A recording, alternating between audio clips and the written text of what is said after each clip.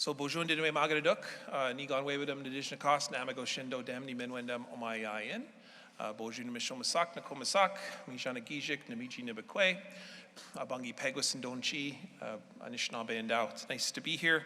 I'm very honored to be reading this citation today. The highest distinction the Senate of a university can confer on an individual is an honorary doctorate. At the University of Manitoba, the criteria include distinguished achievement in a scholarship, the arts, or public service. Our honorary graduate this afternoon is David Robertson. Now, this individual just standing to my left, I worked very hard to try to create a bio that I could explain to you all the achievements of David Robertson today. I spoke to many people in our community, and as an Indigenous person, you end up speaking to a lot of grannies, to uncles, to aunties to collect some information about David Robertson.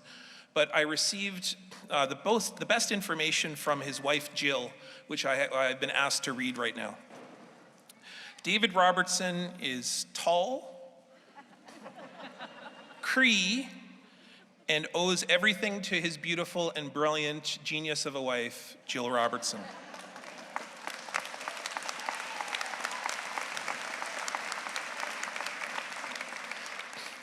That's so good that you applauded. In a more formal bio, David Robertson is the voice of a new generation. He's one that smiles at the stigma of mental illness and unveils truth so that reconciliation can follow. As a young Cree person growing up in school in Winnipeg, David felt disconnected from his heritage, partly because his school didn't teach about Indigenous cultures and traditions. He also found that textbooks to be rather lacking, particularly in their ways in which they would represent our people as savages. He found many comic books that perhaps felt unsatisfying, but thinking that other children, upon growing up, that would be also disconnected from their history and textbooks, and particularly comics, he began writing graphic novels that not only enthralls, but began to teach. He firmly believed that understanding Indigenous cultures and Indigenous people's place within Canadian history is imperative for all readers, and he began to find a readership not just among young Indigenous peoples, but also among Canadian youth as well. Today, David has finished more than 25 books and has another 12 books to come in the next 3-4 years. These books are used widely in classrooms across the country, on living rooms, in book clubs, and he's brought Indigenous characters and voices into curriculum that for too long have been excluded. His book, his famous children's book, When We Were Alone, was recognized with the 2017 Governor General's Literary Award, and many other works have been also won many awards as well, including the Misewa Saga series. They've all been a hit with young readers. David's voice is an important one that is helping to spark change. His novels delve into issues of identity, family, connection, and relationships. They offer an open and frank examination of colonialism's ongoing impact, as well as the systemic and overt racism that lives within our society. He also weaves themes of mental health into his writing and his public speaking, providing people with a foundation to understand mental health struggles and to see that speaking about it is normal. His books are nationally known and critically acclaimed, winning numerous awards, and his memoir, Black Water, Family, Legacy, and Blood Memory, earned the 2020 Carol Shields Winnipeg Book Award and won the Alexander Kennedy Isbister Award for Nonfiction, and was also named the Book of the Year by the Globe and Mail and Quill and Choir. He's also received awards amongst his peers as the 2021 Writers' Union of Canada Freedom to Read Award. David Robertson is a person who is a visionary of our community. He is not only a publisher, but he mentors thousands of young people on online platforms, in classrooms, and his young children who also have dreams and aspirations to be a young, strong Cree and Métis person today. So I must agree with your wife, David. You are tall. It is true. Madam Chancellor, it is an honor for me to ask, on behalf of the Senate of the University of Manitoba, that you confer a Doctor of Letters, honoris causa, upon David Alexander Robertson for his outstanding contributions in the arts and distinguished achievements.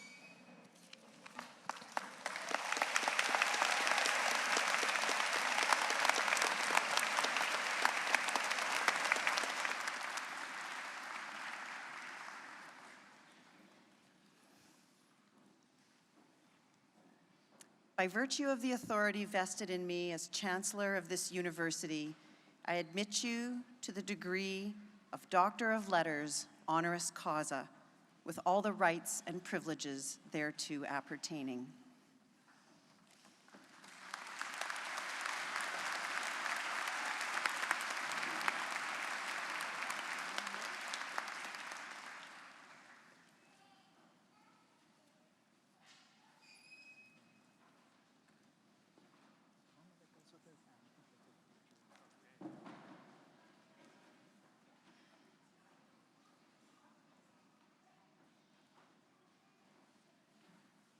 And now invite Dr. David Robertson to please address Convocation.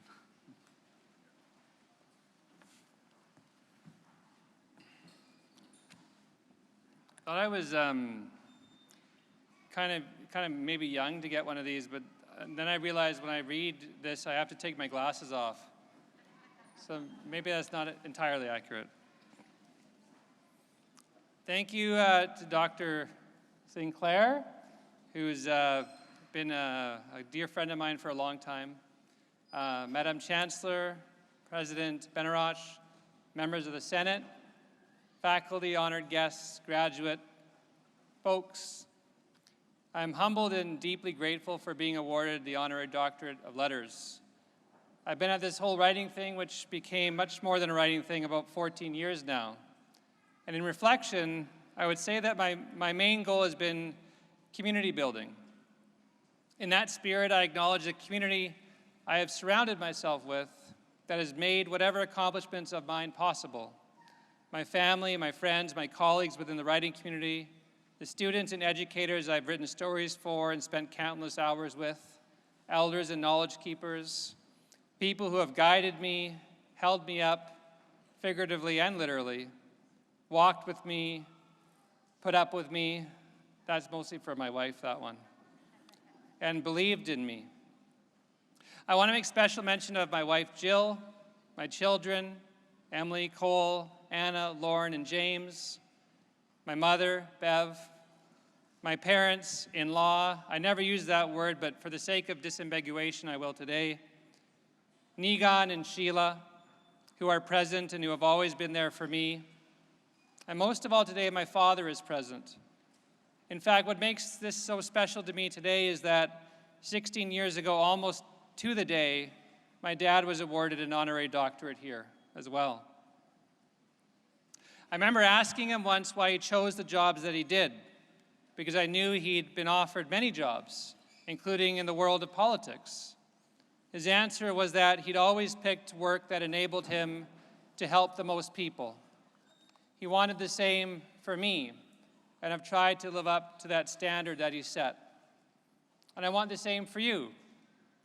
I want to tell you that whatever is in your capacity to do, you ought to do. And do it always with compassion and passion, expecting the most out of yourself, and always with the intention to help others, to bring people together. And that's what I have found is the most powerful thing that stories do.